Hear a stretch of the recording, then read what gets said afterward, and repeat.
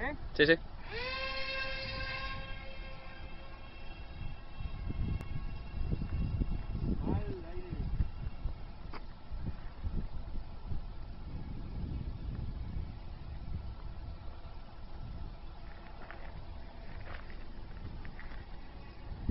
Lo pierdo. ¿Dónde está? ¿Cómo se pica, eh?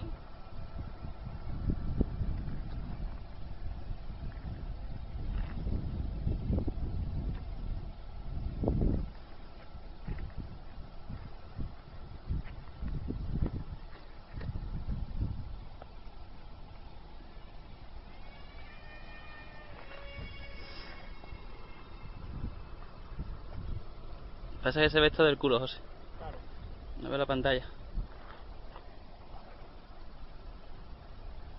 Voy a intentar meterle un pito, pero es que hay que aterrizarlo, tenemos que ver. ¿Dónde va el aire? El aire me viene a mí ahora de espalda por tu izquierda.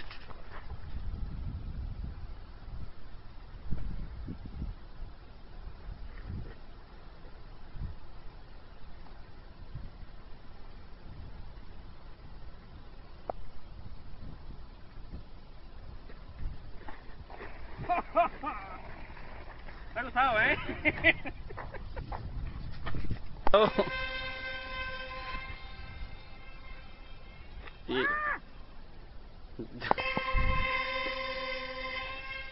¿Y has visto ahora?